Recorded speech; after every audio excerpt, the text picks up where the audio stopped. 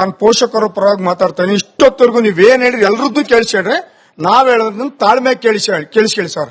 ಈಗ first preference ನಮ್ ದೇಶದ ಆಸ್ತಿ ಅಂದ್ರೆ ವಿದ್ಯಾವಂತ ಸ್ಟೂಡೆಂಟ್ಸ್, ಹೌದಾ ಸರ್? ಆ ಸ್ಟೂಡೆಂಟ್ ವಿದ್ಯಾವಂತರು ನಮ್ ದೇಶದ ಆಸ್ತಿ. ರೈತ ಅನ್ನದಾತ ನಮ್ ದೇಶದ ಬೆನ್ನುಬಾಗ್ಲು.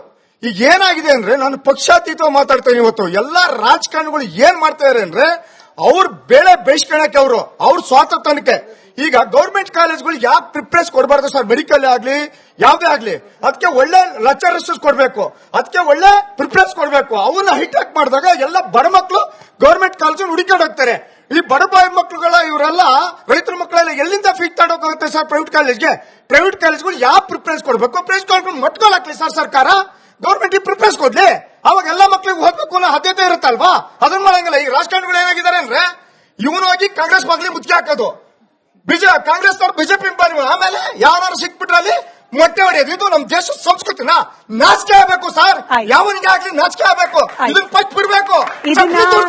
ಒಬ್ಬ ಶಾಸಕ ಮಾತಾಡ್ತಾರೆ. ನಿಮ್ಮ ಆಕ್ರೋಶ ಒಬ್ಬ ಪೋಷಕರಾಗಿ ನಾನು ಒಪ್ಕೊಳ್ತೀನಿ. ನೀವ್ ಅಂತ ಇದ್ರಿ ಪ್ರೈವೇಟ್ ಕಾಲೇಜ್ಗಳನ್ನ ಮುಚ್ಚಿಬಿಡ್ಬೇಕು, ಗೌರ್ಮೆಂಟ್ ಕಾಲೇಜ್ಗಳನ್ನ ಮಾಡ್ಬಿಡ್ಬೇಕು. ನಮ್ ರಾಜಕಾರಣಿಗಳು ಪಕ್ಷಾತೀತವಾಗಿ ಕಾಲೇಜ್ಗಳನ್ನ ತೆಕ್ಕೊಂಡು ಕೂತಿರುವಾಗ ಕ್ಲೋಸ್ ಮಾಡೋ ಔದಾರ್ಯ ತೋರಿಸ್ತಾರ ನನಗೆ ಗೊತ್ತಿಲ್ಲ. ನಿಮ್ಮದ್ದು ಸಲಹೆ ಅಂತ ಸ್ವೀಕಾರ ಮಾಡ್ತಾ ಮುಂದಿನ ಪ್ರಶ್ನೆ. ಯುವಕರ ಪ್ರತಿನಿಧಿಯಾಗಿ ಕೆಪಿಎಸ್ಸಿ ಕರ್ಮಕಾಂಡಗಳನ್ನು ನೋಡಿದ್ದಾಗೋಗಿದೆ. ದಯವಿಟ್ಟು ಮುಖ್ಯಮಂತ್ರಿಗಳನ್ನು ಕೇಳ್ಕೊತಾ ಇದ್ದೀನಿ, ಯುವಕರ ಪ್ರತಿನಿಧಿಯಾಗಿ ಕೇಳ್ಕೊತಾ ಇದ್ದೀನಿ, ದಯವಿಟ್ಟು ಬಾಗ್ಲು ಮುಚ್ಚಿಬಿಟ್ಟು ಅದಕ್ಕೆ ಪರ್ಯಾಯವಾಗಿ ಭ್ರಷ್ಟಾಚಾರದ ಆಸ್ಪದವೇ ಇಲ್ಲದಂತ ಒಂದು ಸ್ವತಂತ್ರ ಸಂಸ್ಥೆಯನ್ನ ಸ್ಥಾಪನೆ ಮಾಡಿ ಸಾಕಷ್ಟು ವರ್ಷಗಳು ಜನ ನಿಮ್ಮನ್ನ ನೆನ್ಪಿಟ್ಕೋತಾರೆ ಅಂತ ಈ ಮೂಲಕ ನಾನು ಮನವಿ ಮಾಡಿಕೊಂಡು, ನೀಟ್ ಬಗ್ಗೆ ನೀವು ಮಾತಾಡ್ತಾ ರಾಹುಲ್ ಗಾಂಧಿ ಅವರು ಸೋನಂ ವಾಂಗ್ಚೂನ್ ಯಾಕೆ ಭೇಟಿ ಮಾಡೋದಕ್ಕೆ ಹೋಗ್ಲಿಲ್ಲ ಅಂದ್ರೆ ದಯವಿಟ್ಟು ಅರ್ಥ ಮಾಡ್ಕೊಳ್ಳಿ. ನಮ್ಮ ಹೋರಾಟವನ್ನು ಅವರು ಓವರ್ಟೇಕ್ ಮಾಡಿರೋದು ನೀಟ್ ಪರೀಕ್ಷೆ ರದ್ದಾಗಿದ್ದ ದಿನ ನಮ್ಮ NSUI ಯೂತ್ ಕಾಂಗ್ರೆಸ್ ಹುಡುಗರು ರಸ್ತೆ ಇಳಿದು ಪೆಟ್ಟನ್ನ ತಿಂದು ಹೋರಾಟ ಮಾಡಿದ್ರು. ಅವತ್ತಿಂದ ನಡೆಸ್ಕೊಂಡ್ ಬಂದಿರೋ ಈ ಹೋರಾಟವನ್ನ ಮುಂದೆ ಕೂಡ ನಡೆಸೋದು ನಾವು ಕಾಂಗ್ರೆಸ್ಸಿಗರು. ಅಕಸ್ಮಾತ್ ಆಗಿ ಬಂದವರು ಕಾಕ್ರೋಚ್ಗಳ ಹಿಂದೆ ಆಪ್ ಇದೆ ಅನ್ನೋದು ದೇಶಕ್ಕೆ ಗೊತ್ತು. ಲಾಸ್ಟ್ ಟೈಮ್ ನೀವು ಸೆಷನ್ ನೋಡಿದ್ರೆ ಪಕ್ಷಾತೀತವಾಗಿ ಬಿಜೆಪಿ, ಕಾಂಗ್ರೆಸ್, ಜೆಡಿಎಸ್ ಮೂರೂ ಜನ ಕೆಪಿಎಸ್ಸಿ ಕರ್ಮಕಾಂಡದ ಬಗ್ಗೆ ಪಕ್ಷಾತೀತವಾಗಿ ಚರ್ಚೆ ಮಾಡಿದ್ವಿ ವಿಧಾನಸೌಧದಲ್ಲಿ. ಅಲ್ಲಾಗ್ತಿರೋ ಕರ್ಮಕಾಂಡದ ಬಗ್ಗೆ ಯಾವಾಗ ಏನಾಯ್ತು, ಯಾರ ಅಧಿಕಾರದಲ್ಲಿ ಯಾರು ಮಾಡಿದ್ರು, ಅದಕ್ಕಿಂತ ವಿದ್ಯಾರ್ಥಿಗಳ ಭವಿಷ್ಯ ಮುಖ್ಯ. ಅದಕ್ಕೊಂದು ದೊಡ್ಡ ಓವರ್ ಆಲ್ ಆಗ್ಬೇಕಂದ್ಬಿಟ್ಟು ಲಾಸ್ಟ್ ಟೈಮ್ ಪಕ್ಷಾತೀತವಾಗಿ ಚರ್ಚೆ ಆಗಿದೆ. ಈ ನಿಟ್ಟಿನಲ್ಲಿ ನಡೀತಾ ಇದೆ ಡಿಸ್ಕಷನ್ ಒಂದು ಒಳ್ಳೇದಾಗೆ ಆಗುತ್ತೆ. ಇವಾಗ ನನ್ನ ಸ್ನೇಹಿತ ಒಬ್ಬ ಹೇಳ್ದ ಗವರ್ಮೆಂಟ್ ಕಾಲೇಜ್ ಅವ್ರಿಗೆ ಫೆಸಿಲಿಟಿ ಇಲ್ಲ ಅಂತ. ನಾನೊಬ್ಳು ಪ್ರೈವೇಟ್ ಕಾಲೇಜಿಂದ ಬಂದು ಹೇಳ್ತಾ ಇದ್ದೀನಿ, ನಮಗೆಲ್ಲಾ ಫೆಸಿಲಿಟೀಸ್ ಇದ್ರು ನಮ್ಗೆ ಅದನ್ನ ನೀಟಾಗಿ ಉಪಯೋಗಿಸ್ಕೊಳಕ್ ಆಗ್ತಾ ಇಲ್ಲ. ಬೆಳಗ್ಗೆ 8 ಗಂಟೆಗೆ ಕಾಲೇಜ್ಗೆ ಹೋದ್ರೆ ಮಧ್ಯಾಹ್ನ 4 ಗಂಟೆ ಅಷ್ಟೊತ್ತಿಗೆ ಬಿಡ್ತಾರೆ. ಎಲ್ಲಾ ಕಾಲೇಜು ಸೇರಿ ಹೇಳ್ತಾ ಇದ್ದೀನಿ 4:15 ಅಷ್ಟೊತ್ತಿಗೆ ಬಿಡ್ತಾರೆ. 5:30 ಕೋಚಿಂಗ್ ಸ್ಟಾರ್ಟ್. 5:30 8:30 9 ಗಂಟೆ ತನಕ ಕೋಚಿಂಗ್ ಆಗೋಗುತ್ತೆ. ಮನೆಗೆ ಹೋಗೋ ಅಷ್ಟೊತ್ತಿಗೆ ನಾವು ಮನೆ ದೂರ ಇದ್ರೆ 9:30 10 ಗಂಟೆನೂ ಆಗೋಗುತ್ತೆ. ನಾವು ಮನೆಗೆ ಹೋಗಿ ನೀಟ್ಗೆ ಅಂತ ಯಾವಾಗ ಓದೋದು? ನೀವ್ ಇದಕ್ಕೆ ಹೇಳ್ಬೋದು, ನೀಟ್ಗೆ ಓದೋರು ನೀವ್ ಯಾಕೆ ಬೋರ್ಡ್ಸ್ ಮೇಲೆ ಜಾಸ್ತಿ ಕಾನ್ಸಂಟ್ರೇಟ್ ಮಾಡ್ತೀರಾ ಅಂತ.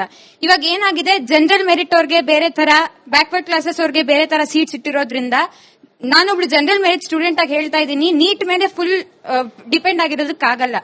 ನನಗೆ ನೀಟ್ ಸೀಟ್ ಗ್ಯಾರಂಟಿ ಸಿಗುತ್ತೆ ಅಂತಾನು ಹೇಳಕ್ ಆಗಲ್ಲ. ಸೊ ನಾನು ಸಿಇಟಿ ಬರೀಬೇಕಂದ್ರೆ ಸಿಇಟಿ ಬೋರ್ಡ್ ಸ್ಕೋರ್ ಕೂಡ ಬೇಕು. ಸೊ ನಾನು ಬೋರ್ಡ್ ಪರ್ಸೆಂಟೇಜ್ ಅಲ್ಲೂ ನಾನು ಚೆನ್ನಾಗಿ ತೆಗಿಬೇಕು. ಸೊ ನಾನು ಯಾವಾಗ ಬೋರ್ಡ್ಸ್ ಓದ್ಲಿ, ನಾನು ಯಾವಾಗ ನೀಟ್ ಓದ್ಲಿ, ಎರಡು ಹೇಗೆ ಮ್ಯಾನೇಜ್ ಮಾಡೋದು? ಯಾಕಂದ್ರೆ ಸಿಇಟಿಗೆ 50% ಬೋರ್ಡ್ ಸ್ಕೋರ್ ಬೇಕು, ನೀಟಿಗೆ ನೀವು ಬೋರ್ಡ್ ಸ್ಕೋರೇ ತಗೊಳ್ಳಲ್ಲ. ಸೊ ನಾವು ಸ್ಟೂಡೆಂಟ್ಸ್ ಹತ್ರ ನಾವ್ ಏನ್ ಮಾಡ್ಬೇಕು? ಇದಕ್ಕೆ ಬಹುಶಃ ಬಾಬು ಸರ್ ಉತ್ತರ ಕೊಡ್ಲಿ ಅಂತ ಹೇಳಿ. ಸರ್, ನ್ಯಾಷನಲ್ ನೆಟ್ವರ್ಕ್ ಒಂದರಲ್ಲಿ ಚರ್ಚೆ ಆದಾಗ ವಿದ್ಯಾರ್ಥಿಯೊಬ್ಬ ಮಾತನಾಡಿದ್ದು ಸಿಕ್ಕಾಪಟ್ಟೆ ವೈರಲ್ ಆಗಿದೆ. ಎಸ್ಪೆಷಲಿ ರಿಸರ್ವೇಶನ್, ಕಾಸ್ಟ್ ಬೇಸಿಸ್ ಅಲ್ಲಿ ರಿಸರ್ವೇಶನ್, ಸ್ಟೇಟ್ ಬೇಸಿಸ್ ಅಲ್ಲಿ ರಿಸರ್ವೇಶನ್, ಕಾಲೇಜ್ ಬೇಸಿಸ್ ಅಲ್ಲಿ ರಿಸರ್ವೇಶನ್ ಇಂದ ಆಗ್ತಾ ಇರುವ ಅನ್ಯಾಯದ ಬಗ್ಗೆ ಯಾರು ಮಾತನಾಡೋದೇ ಇಲ್ಲ. ರಿಸರ್ವೇಶನ್ ಆ ಒಂದು ಏನು ವೇದಿಕೆಯ ಅಡಿಯಲ್ಲಿ ಅನರ್ಹರಿಗೂ ಕೂಡ ಅವಕಾಶ ಸಿಗ್ತಿದೆ, ಅರ್ಹರು ಅವಕಾಶ ಕಳ್ಕೊಳ್ತಿದ್ದಾರೆ. ಇದ್ರ ಬಗ್ಗೆ ಮಾತನಾಡ್ತಿಲ್ಲ ಅಂತ ಹೇಳಿ ಆಕ್ರೋಶ ಭರಿತರಾಗಿ ಮಾತನಾಡ್ತಿದ್ದಾರೆ ವಿದ್ಯಾರ್ಥಿಗಳು. ನೋಡ್ ಮಗ್ಲೆ, actually I cannot comment on any of these so called reservation. I am not right person to speak about this. ಆ ಮಗು ಒಂದು ಪ್ರಶ್ನೆ ಕೇಳ್ತು, ಅದಕ್ಕೆ ಮಾತ್ರ ನಾವು ಉತ್ತರ ಕೊಡಬಲ್ಲೆ. ಏನಪ್ಪಾ ಅಂದ್ರೆ, ಈಗ ಬೋರ್ಡ್ಗೂ ಓದ್ಬೇಕು, ಸಿಇಟಿಗೂ ಓದ್ಬೇಕು, ಇದಕ್ಕೆ ಸೊಲ್ಯೂಷನ್ ಮತ್ತೆ ನಮ್ಮೆಲ್ಲರದ್ದು ಕಾಮನ್ ಸೊಲ್ಯೂಷನ್. ಈ ನೀಟ್ ಸಮಸ್ಯೆಗೆ ಒಂದು ಸೊಲ್ಯೂಷನ್ ಏನು?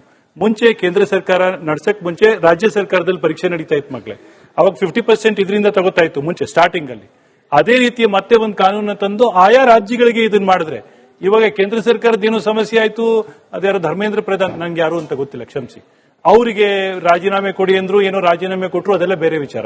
ಇದು ಕರ್ನಾಟಕದಲ್ಲಿ ನಡೆದು ಕರ್ನಾಟಕದ ಸರ್ಕಾರವೇ ಆಗಿದ್ದಿದ್ರೆ ಇಷ್ಟು ದೊಡ್ಡ ಸಮಸ್ಯೆ ಆಗ್ತಿರ್ಲಿಲ್ಲ. ಮತ್ತೆ ಆಯಾ ರಾಜ್ಯಗಳಿಗೆ ಜವಾಬ್ದಾರಿಗಳನ್ನ ಕೊಟ್ರೆ, ಮತ್ತೆ ನಮ್ಮ CET, I tell you very proudly, ನಾನು ಕೂಡ ಅಲ್ಲಿ ವರ್ಕ್ ಮಾಡಿದ್ದೀನಿ. ಸಿಇಟಿ, ಕರ್ನಾಟಕ ಸಿಇಟಿ ಇಡೀ ದೇಶಕ್ಕಲ್ಲ ಪ್ರಪಂಚಕ್ಕೆ ಮಾದರಿ. ಒಂದೇ ಒಂದು ಮಾಲ್ ಪ್ರಾಕ್ಟೀಸ್ ಅಂದಿಲ್ಲ ಸಿಇಟಿಯಲ್ಲಿ. ನಾವು ಇಷ್ಟು ಚೆನ್ನಾಗಿ ಮಾಡಿರೋರು ನಮ್ಮ ಸಿಇಟಿಯನ್ನು ಬೇರೆ